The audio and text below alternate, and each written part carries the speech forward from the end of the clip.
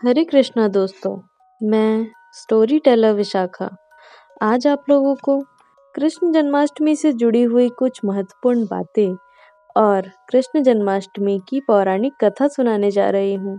इस कथा को अंत तक सुनिएगा दोस्तों, क्योंकि इससे आपको बहुत सारा नॉलेज मिलेगा और साथ में आप इसे अपने आने वाले पीढ़ियों को भी सुना सकते हैं। तो चलिए दोस्तों, जन्माष्टमी की कथा की शुरुआत करते हैं। हर साल भगवान कृष्ण का जन्मोत्सव जन्माष्टमी के रूप में पूरे श्रद्धा और उत्साह के साथ मनाया जाता है। हिंदू पंचांग के अनुसार यह पर्व हर साल भाद्रपद मास के कृष्ण पक्ष की अष्टमी तिथि को मनाया जाता है। श्री कृष्ण जन्म की कथा भागवत पुराण सहित कई अन्य पुराणों में भी वर्णित है। भागवत पुराण के अनुसार भगवान श्री कृष्ण का जन्म अष्टमी तिथि की मध्य रात्रि में हुआ था। अक्सर भक्तों के मन में यह जिज्ञासा होती है दोस्तों कि आखिर श्री कृष्ण ने आधी रात को ही जन्म क्यों लिया। ऐसे में आइए जानते हैं इससे जुड़ी पौराणिक कथा। धार्मिक मान्यता के अनुसार भगवान श्री कृष्ण का जन्म द्वापर युग में रोहिणी नक्षत्र को बुधवार के दिन हुआ था। वहीं भाद्रपद मास के कृष्ण पक्ष की अष्टमी तिथि को मध्य रात्रि में उन्होंने अवतार लिया। इसका मुख्य कारण है कि श्री कृष्ण चंद्रवंशी थे। आपको बता दें दोस्तों कि चंद्रवंशी होने का अर्थ है कि उनके पूर्वज स्वयं चंद्रदेव थे, जबकि बुध को चंद्रमा का पुत्र माना जाता है। इसलिए चंद्रवंश में पुत्रवत जन्म लेने के लिए श्री कृष्ण ने बुधवार का दिन ही चुना। भागवत पुराण में वर्णित जन्म कथा के अनुसार भगवान श्री कृष्ण का जन्म रोहिणी नक्षत्र में हुआ था। रोहिणी चंद्रदेव की प्रिय पत्नी और एक प्रमुख नक्षत्र मानी जाती है। अष्टमी तिथि को माता शक्ति का प्रतीक माना जाता है। इसी कारण भगवान श्री कृष्ण को शक्ति स्वरूप और परब्रह्म कहा जाता है। वे संपूर्ण ब्रह्मांड को स्वयं में समेटे हुए हैं। अपने पूर्वजों की उपस्थिति में श्री कृष्ण ने लिया था जन्म। पौराणिक मान्यताओं के अनुसार भगवान श्री कृष्ण ने रात्रिकालीन में इसलिए जन्म लिया क्योंकि रात में चंद्रमा अपनी ज्योति से संपूर्ण जगत को आलोकित करता है। चंद्रवंश में जन्मे श्री कृष्ण ने अपने पूर्वज चंद्रदेव की उपस्थिति में पृथ्वी पर अवतरित होने के लिए यही समय चुना। इसी कारण से जन्माष्टमी के व्रत को चांद निकलने के बाद और उनके दर्शन करने के बाद ही पूर्ण किया जाता है। श्री कृष्ण ने चंद्रदेव की इच्छा को पूरा किया। पौराणिक मान्यताओं के अनुसार चंद्रदेव की यह कामना थी कि जब भी भगवान विष्णु पृथ्वी पर अवतार ले तो वे उनके प्रकाश में अवतरित हो, ताकि चंद्रदेव प्रत्यक्ष रूप से उनके दर्शन कर सके।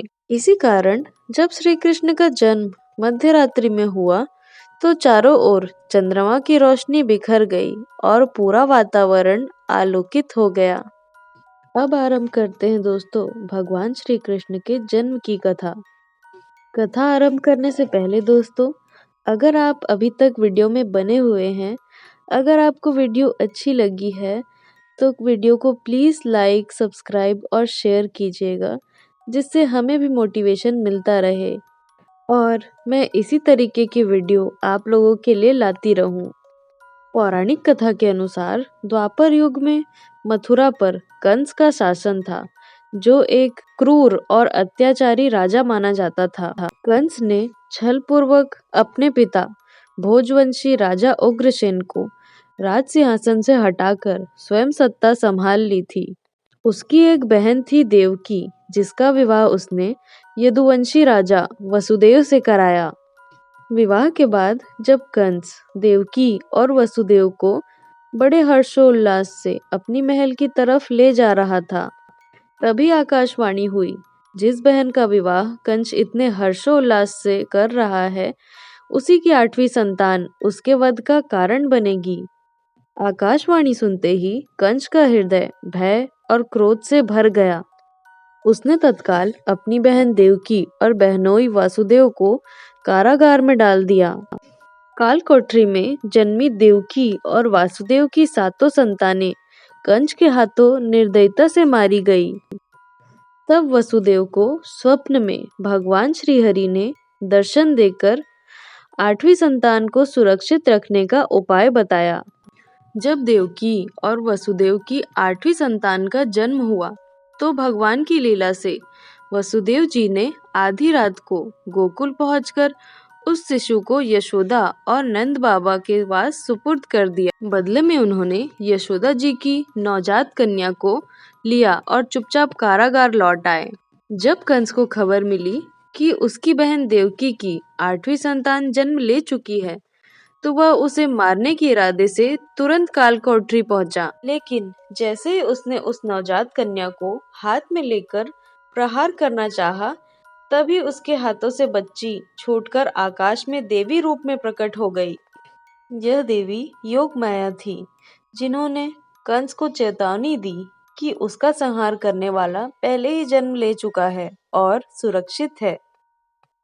इसके बाद गोकुल में यशोदा और नंद बाबा ने श्री कृष्ण का पालन पोषण किया।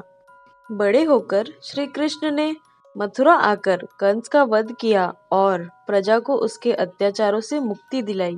और इसी तरीके से दोस्तों, श्री कृष्ण जन्माष्टमी की कथा की समाप्ति होती है। हरे कृष्णा दोस्तों।